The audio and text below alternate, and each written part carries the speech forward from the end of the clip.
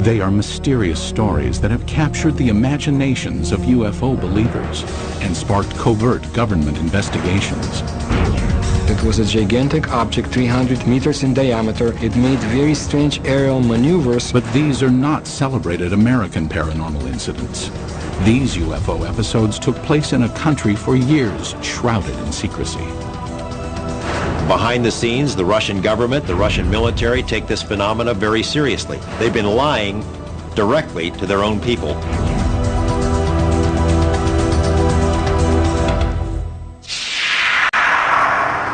May 2002. In a remote area 100 miles outside of Moscow, an investigative team from Kosmopoisk, a group that studies UFO sightings, searches for signs of UFO activity. We are going to enter the forest. This is the place pointed out by local people to be the destination of different types of UFOs. Soviet ufologists have been active since the 1960s. They claim that for decades, thousands of citizens have witnessed the appearance of unexplainable objects in the skies over Mother Russia.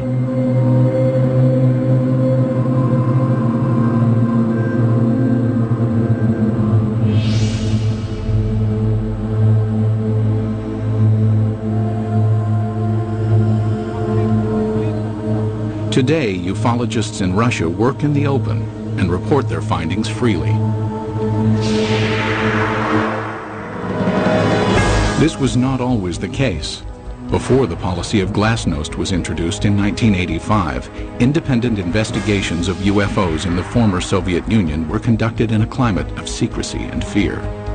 At times, official government policy denied the existence of UFOs and any UFO activity, and prohibited anyone from reporting otherwise. The UFO research in the former Soviet Union was a very complicated matter because one had to deal with overall state secrecy. Meanwhile, the Soviet government was involved in covert UFO investigations of its own. We know that the Russian government studied this secretly for a period of 40 years. We know that they took it very seriously. We also know that there have been various attempts, including more recent ones, to put a spin on this to say, there's nothing to it. That's a bunch of baloney. The results of the Soviets' most far-reaching secret UFO study became public in the year 2000. The inquiry started in 1978 and took 13 years to complete. The investigative team consisted of top scientists and military experts, and was completely clandestine. Certainly, this collaboration between the Academy of Sciences and the Ministry of Defense was not paraded. I mean, formally, these studies were closed. Classified organizations took part in these studies.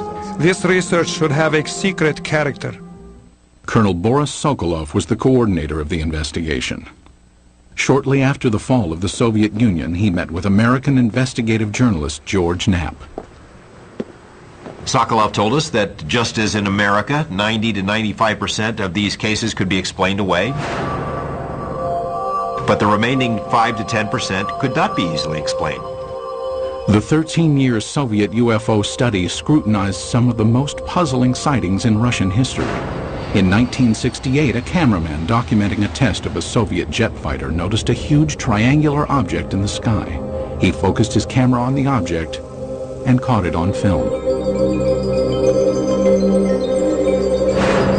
In 1977, an unusual aerial display sent tentacles of light streaming down over the town of Petrozavodsk. Some claim the event caused fine holes to be glazed in glass windows and concrete. In 1982, military personnel at an intercontinental ballistic missile base witnessed several brilliantly lit orbs overhead. Seconds later, a warning light indicated a missile had switched to the prepare to launch mode.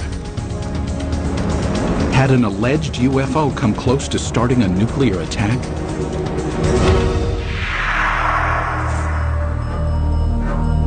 UFO sightings over Russia are not limited to the recent past. Reports of peculiar-looking airborne objects date back centuries. However, no formal investigations were undertaken until the early 20th century, when an event of epic proportions demanded analysis. Tunguska, July 30th, 1908. In a remote area of Siberia, the morning calm was rocked by an explosion. The powerful blast was heard 1,000 miles away.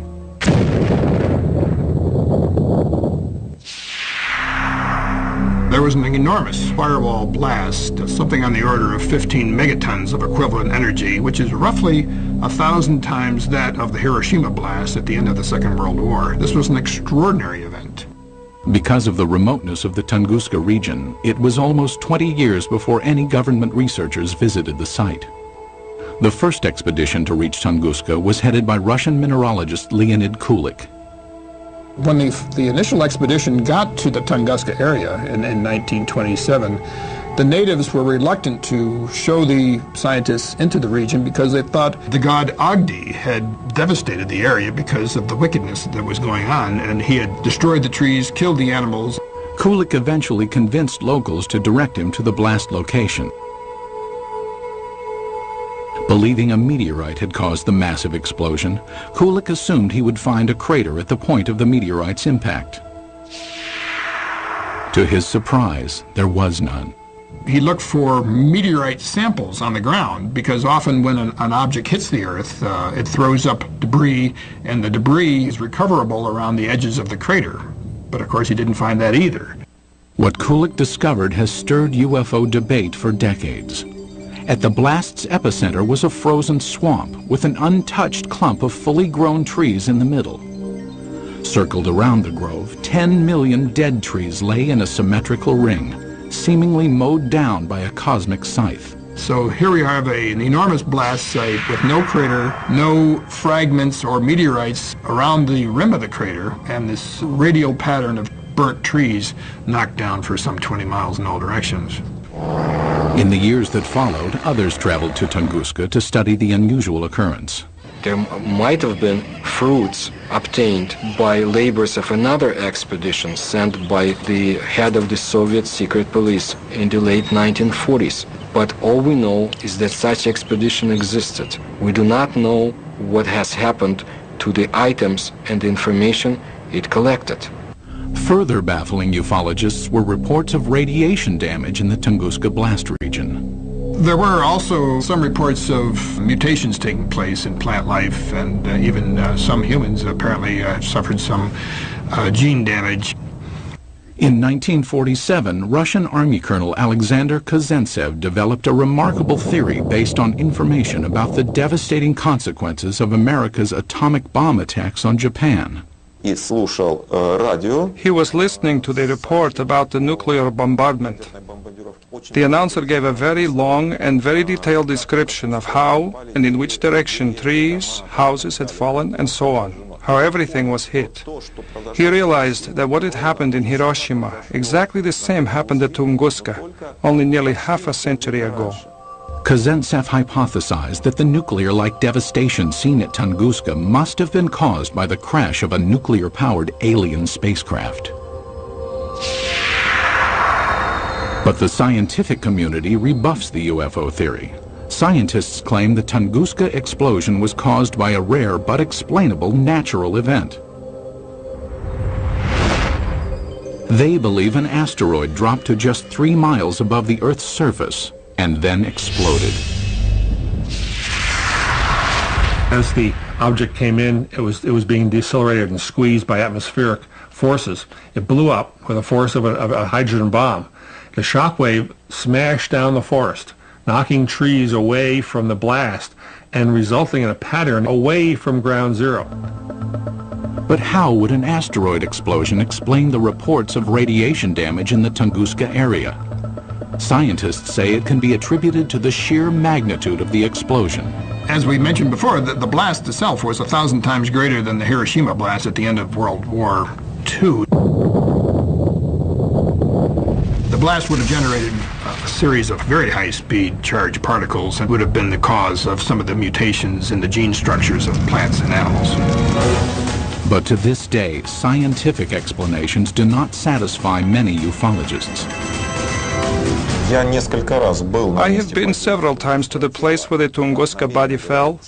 I intentionally call it body, not meteorite. Последний раз я там был. I mean, the catastrophe of an asteroid, of a comet, or of any other natural body cannot lead to such consequences.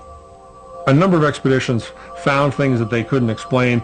There are some people who were saying that the evidence suggested this was some kind of an alien spaceship. That was the kind of magical explanation you use when you don't have enough real science to understand the physics and the astronomy involved.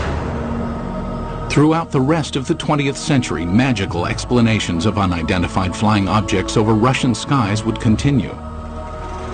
And in one instance would help expose a top-secret Soviet military project.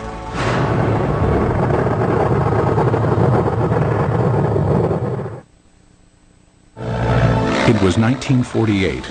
World War II was over, but the Cold War was just beginning. Soviet leader Joseph Stalin had initiated the Berlin blockade and directed his scientists to develop a nuclear weapon to rival that of the United States. It was during this period that some claim Stalin grew concerned about UFOs. It is said his interest stemmed from reports of a 1947 UFO incident in Roswell, New Mexico. New Mexico in 1947 would have been a hotbed of Soviet espionage because we had all kinds of stuff there. The 509th Bomber Wing, the only atomic bomber wing group. Purportedly, Stalin ordered Sergei Korolev, the founder of the Russian space program, to analyze information about the supposed Roswell crash and report his findings. Mr. Korolev came up with an answer. Yes, UFOs exist. No, they present no immediate threat. And after evaluating the information, all that the Russians had acquired on Roswell and on UFOs, Korolev concluded UFOs are real. They appear to be intelligently controlled. That's what he told Stalin, and Stalin in turn said, that's what my other people have concluded as well. While concrete proof of the conversation does not exist, several Soviet scientific agencies did begin investigating UFOs in the ensuing years. Stalin, after getting this information about Roswell and UFOs in general, did the same thing basically that the American government had been doing. He condemns UFOs in public and then conducts secret tests behind the scenes. He had all sorts of high-level scientists who would research the problem for him and then report to military officials, all behind the scenes. Also hidden from public view were UFO reports culled from Soviet Air Force pilots. Between the mid-1950s and mid-1960s, pilots reported approximately 15,000 UFO sightings. It is very difficult to find a pilot who has been flying for many years and has never seen a UFO. Most of these sightings can be easily explained. In an era of superpower distrust, flights of American spy planes and spy balloons were common over Soviet skies. But investigative journalist George Knapp, who has viewed portions of the Soviet UFO files, found some of the pilot sightings perplexing. There were 40 instances where Russian warplanes were sent after UFOs. This is not temperature inversion, this is not a weather balloon, this is not swamp gas, these are craft floating around in the airspace of Russia, and they sent warplanes to go chase them. While pilots continued to report strange objects in the sky, none could offer tangible evidence to support their claims. But in 1968, over the skies of Riga, Latvia, an alleged UFO sighting was caught on film. As a Soviet propaganda film crew documented a test flight of a fighter interceptor jet, the pilot noticed an unusual object high in the sky.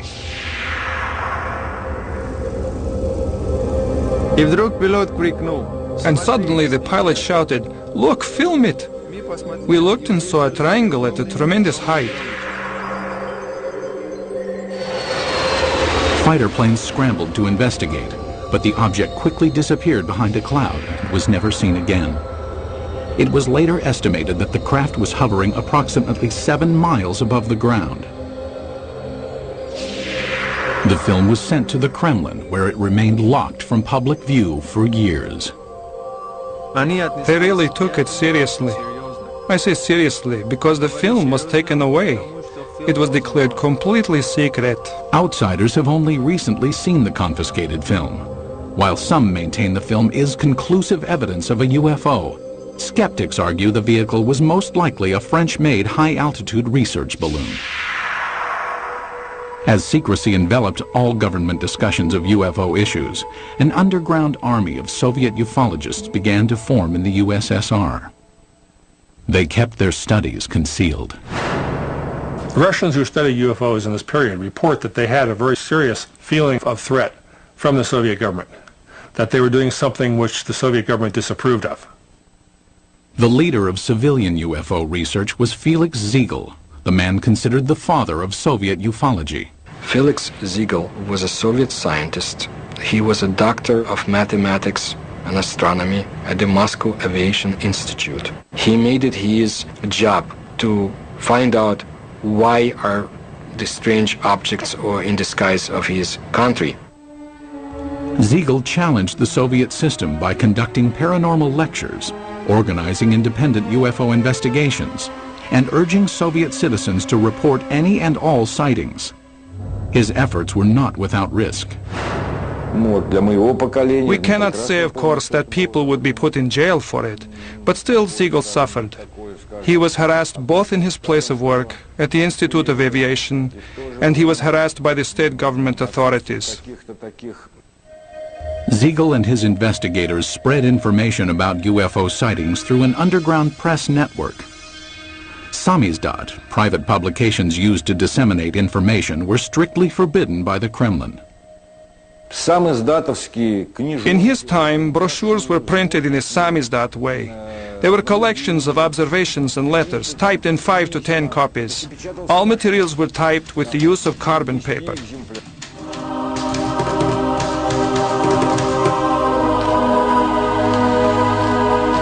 Samizdat papers were distributed by trustworthy messengers who secretly carried the copies from one person to the next.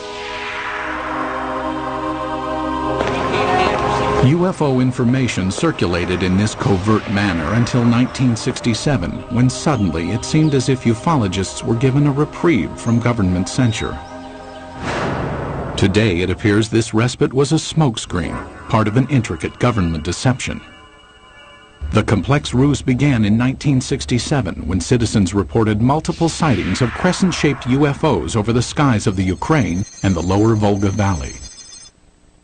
It was also seen as far south as the Caucasus Mountains, where many astronomers in observatories in the Caucasus Mountains would see these objects flying horizontally from west to east, crescent-shaped, heading toward the east. For reasons unknown at the time, the government allowed press coverage and independent study of the sightings.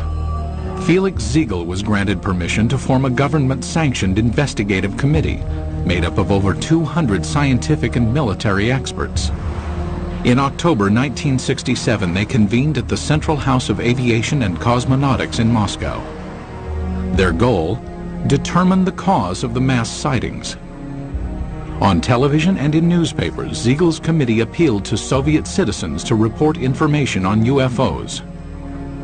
For the first time in Soviet history, UFOs seemed to be an open topic. It was like a breath of fresh air. Freedom of discussion about a forbidden subject was permitted to the Soviet citizens. And this was something unheard of. And alas, it did not last long. Within a few months of Ziegel's televised appeal, the steel jaws of Soviet censorship clamped down. Reporting of UFOs was once again off limits. The subject was dropped from the controlled media, and Ziegel's committee was ordered to disband. The committee was to encourage people to report. As soon as the reports began to gather, somebody in Moscow quashed the activity, canceled the committee, canceled publication of further works, and put a lid on it. Cries of a Kremlin whitewash were immediately sounded. Why the cover-up takes place, I don't know. Is there a cover-up? There's no question about it. But what they were covering up is the question. UFO buffs believe they were covering up alien visitations. I think the evidence is clear they were covering up descriptions of their own secret military aircraft and missile activities and satellite activities. Scientist and NASA consultant James Oberg came to this conclusion in 1977 after studying Soviet space vehicle launch patterns and comparing them to the dates of the 1967 sightings. He deduced that the crescent-shaped objects witnessed in the sky were not alien in nature, but could be attributed to secret tests of a new Soviet missile warhead.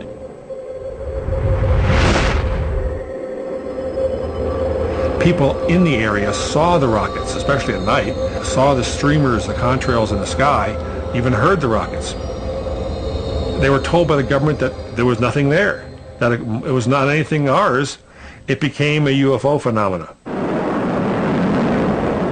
Later dubbed by the Pentagon as a fractional orbital bombardment system, the Soviets had good reason to keep the tests secret.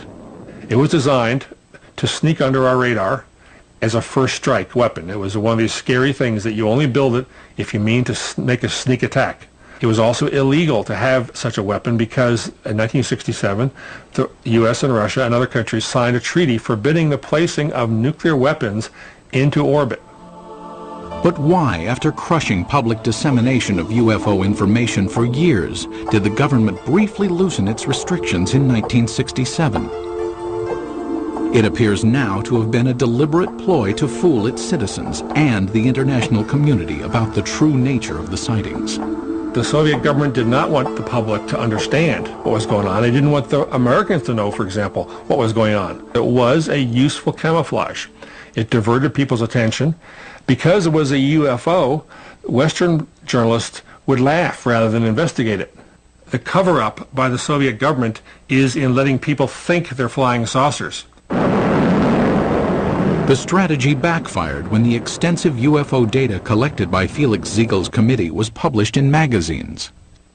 The Soviet government realized what these reports really were. They're military secrets. Not described accurately, but accurately enough to be of use to the CIA if they ever caught on. The government said, "Oh my gosh," and other things in Russian, and said no more UFO reports get published in the Soviet Union.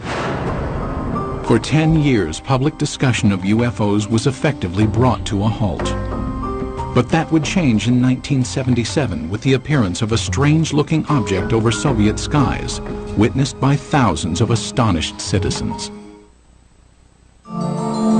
September 20th, 1977.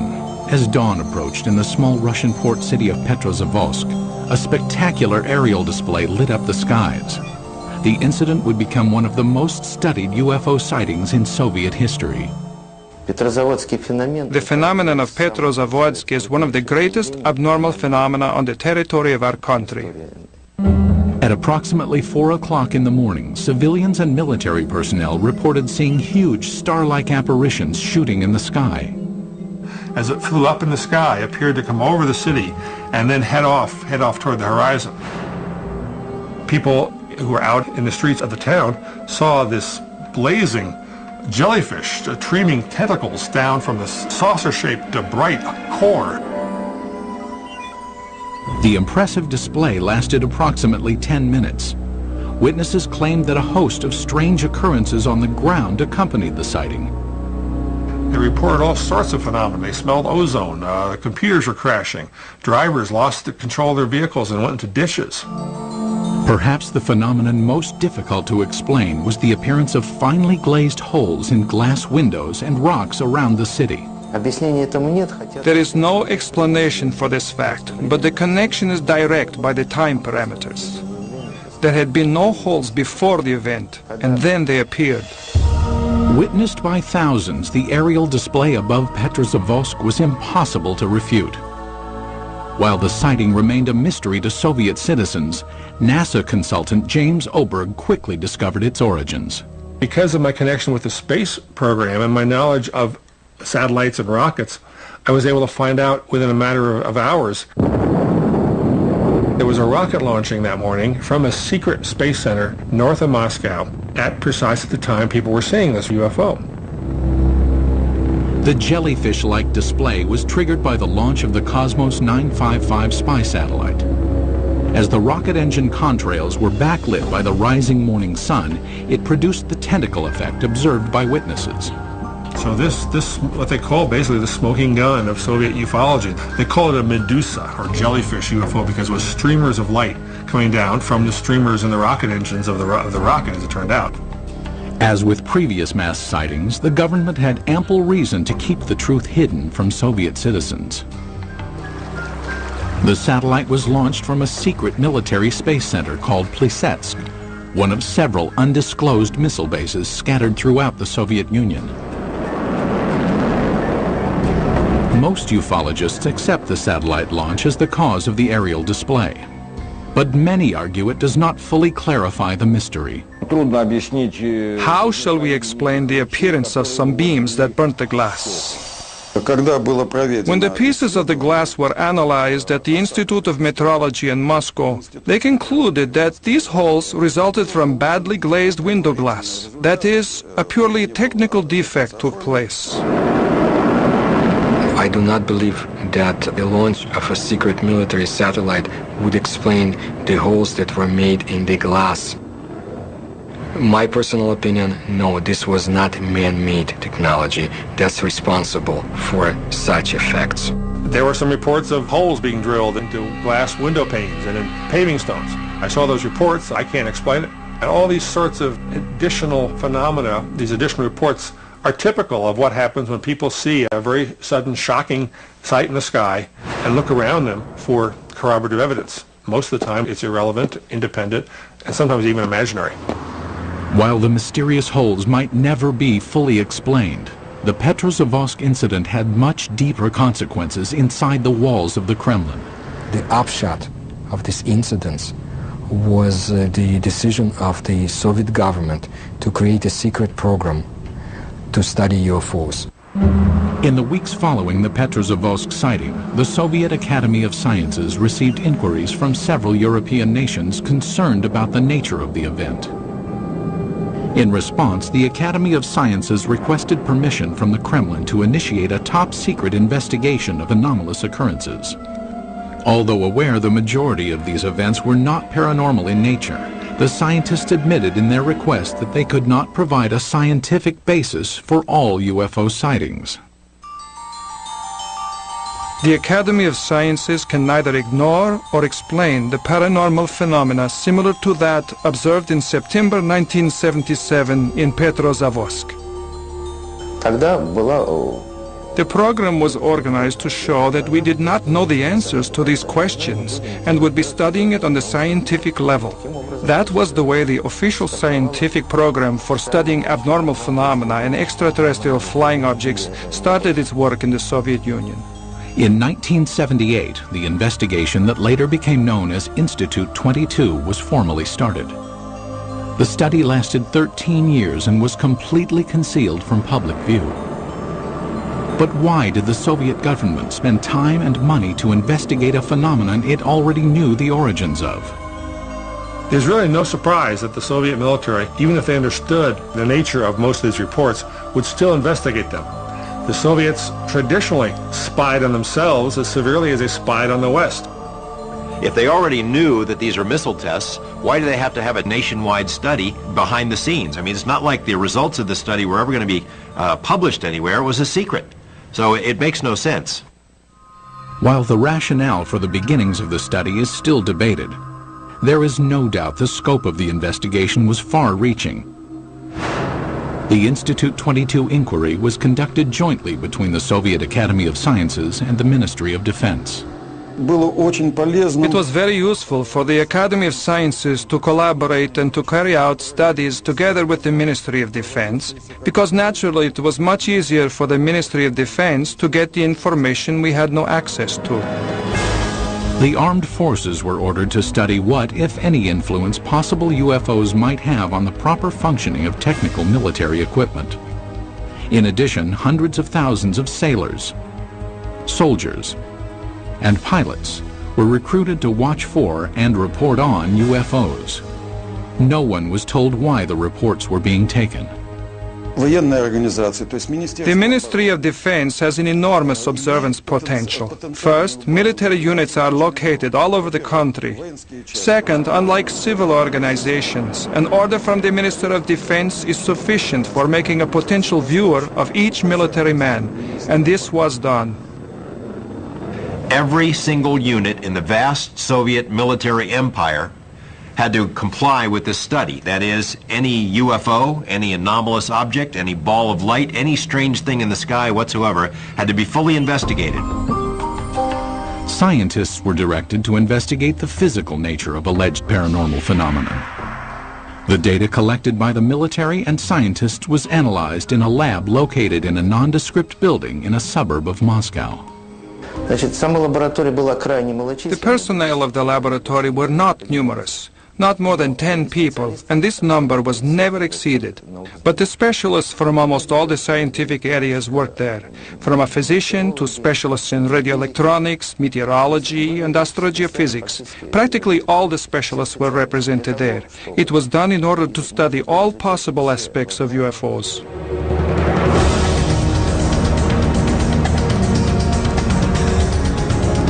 Six years into the study, Institute 22 would be called on to scrutinize an incident of global consequence, when a suspected UFO incident placed the world on the brink of nuclear war.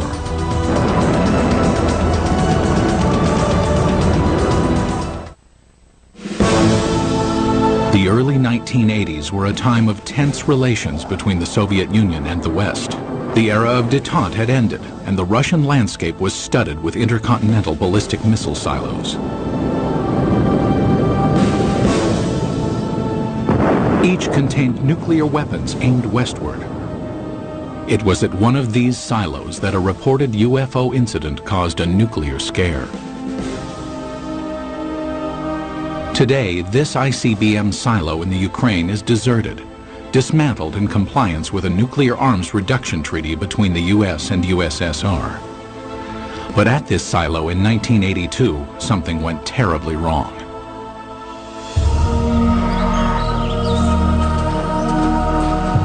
It started at approximately 6 p.m. when soldiers and villagers in the nearby town of Bielo-Korovichi witnessed a strange object in the dusk sky. A military officer at the time described what he saw. I was riding a motorcycle not far from here. I saw a large object in the air. It had a perfect geometric shape. At the same moment inside the silo, an emergency warning light indicated that a nuclear missile had switched to launch mode. The most telling testimony comes from the communications officer who said that somehow something entered the correct code. But Moscow had not ordered a launch, nor had any personnel in the bunker touched the control panel. For 15 agonizing seconds, technicians frantically scrambled to stop the launch. Then, without explanation, the launch sequence was aborted. They were ready for launch. The UFO, poof, goes away. Poof, the command control module goes back to normal. Had a UFO somehow interfered with the launch controls of a nuclear missile? A team of investigators from Institute 22, the secret state-sponsored UFO research team, was immediately ordered to the missile base. They established within a very short period, literally half a day, that a military training exercise took place at a nearby aerial ground. Investigators learned that the sighting occurred at the same time and in the same area where the military was testing flares. Dropped out of planes, the flares provided 5 to 7 minutes of illumination. That explained the strange display in the sky. But why did the nuclear launch sequence activate? The fact that the emergency situation coincided with the effects which took place is certainly a remarkable coincidence, but it is still a coincidence. The ICBM control equipment was systematically taken apart and rebuilt, but no defects were found. It's not just an electrical malfunction. Something entered the correct launch codes. That just doesn't happen every day. We hear from our government UFOs are not a matter of national security. The Russian government has been telling its people the same thing. They're trying to confuse us. This incident is clear evidence, if ever there was, that UFOs do carry national security implications. After examining the ICBM episode, the investigative team of Institute 22 continued to scrutinize various sightings around the country. Some who reported UFOs had a much closer view than those on Earth.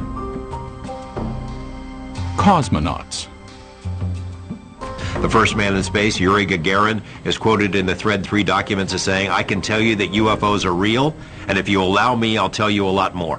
The second man in space, cosmonaut Titov, said that there were 7 UFOs dancing around his space capsule during his brief flight into space.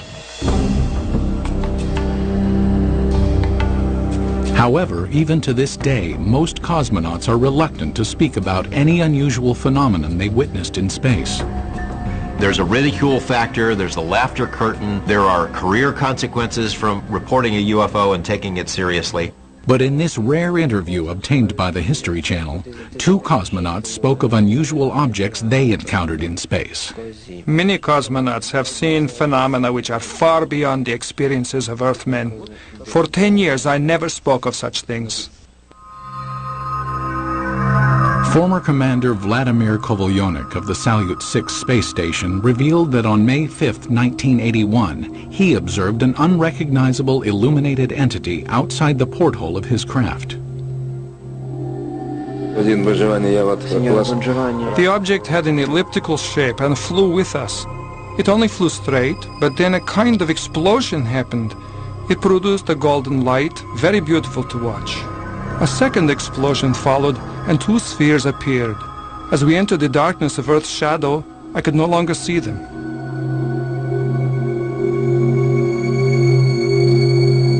On a Mir mission in 1991, cosmonaut Musa Manarov managed to videotape an anomalous object during a routine docking procedure.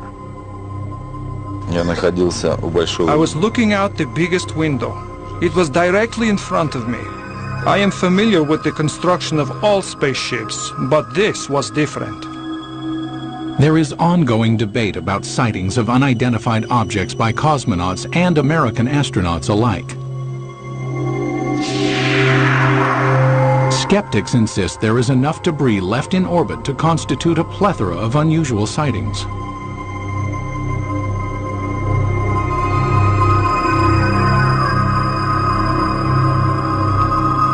As cosmonauts traveled amidst the stars, the 1990s saw major changes take place on Soviet soil. When the walls of communism crumbled, American UFO investigator George Knapp ventured to Russia, hoping to discover just what secrets the Soviets had been hiding about alien encounters. What he found was startling. Beginning in the mid-1980s, the leaders of the United States and the Soviet Union conducted several summits aimed at reducing both nuclear arms and tensions between the 2 superpowers. Shortly after one such meeting, President Ronald Reagan revealed he and Mikhail Gorbachev had discussed the topic of alien encounters. I couldn't help but say to him, just think how easy his task and mine might be in these meetings that we held if suddenly there was a threat to this world from some other species, from another planet, outside in the universe. We'd forget all the little local differences that we have between our countries. Reagan made 5 different public statements, including one to the United Nations, that, well, boy, wouldn't it be something if UFOs were suddenly a threat to us and we'd all get together? And so Gorbachev kind of responded, yeah, it sure would. You know, we would get together. Lo and behold, we did get together. You know, the wall came tumbling down, perestroika, glasnost. With the collapse of the Soviet Union came a new era of openness in Russia. Thousands of miles away in Las Vegas, Nevada, investigative journalist George Knapp, who had studied many American UFO incidents, realized the time was perfect to explore Russian reports.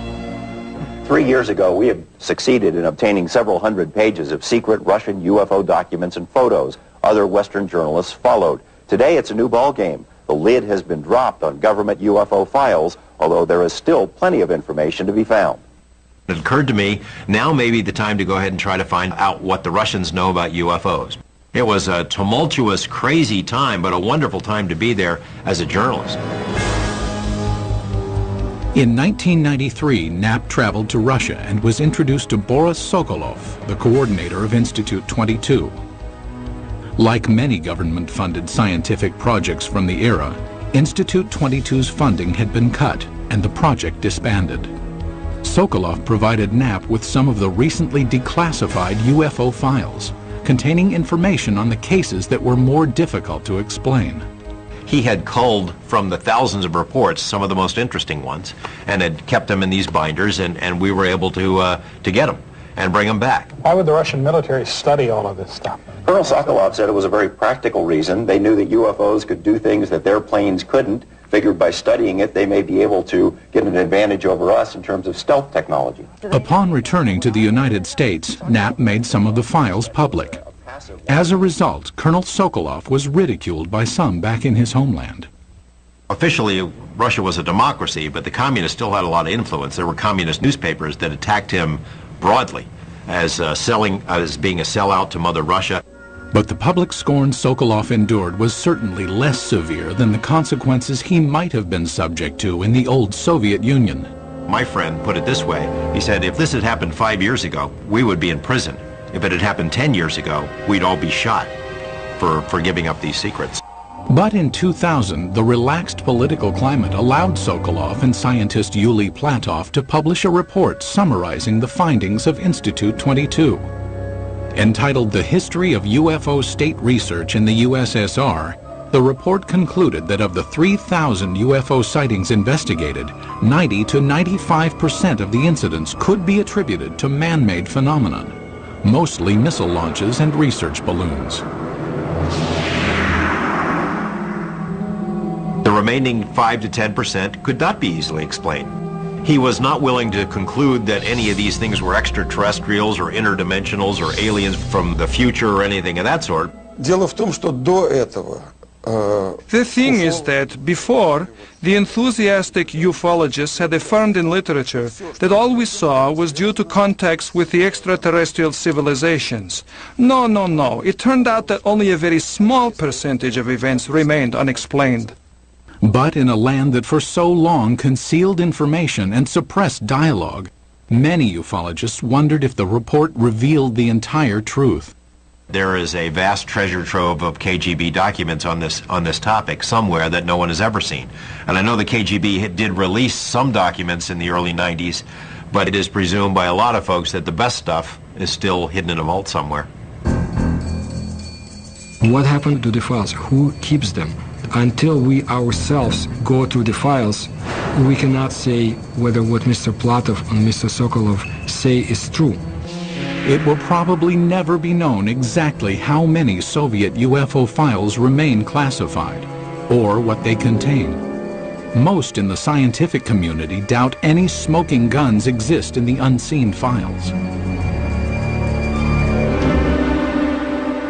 People in Russia still have a very powerful sense of gossip and rumors, because under Soviet days, so many things were illegal to talk about, illegal to know. So they replaced the reality with a very rich mythology. UFOs became part of that mythology in Russia, and it's still a very powerful theme over there. But many UFO enthusiasts remain suspicious, believing that the proof of alien encounters exists and is still being hidden.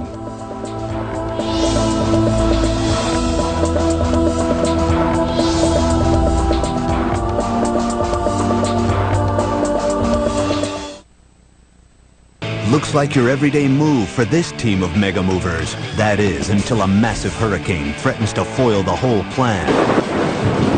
Can this sacred structure withstand the forces of nature? It's not going to be a cakewalk. It's a race against time on Mega Movers. America Moves, tomorrow at 10 on the History Channel.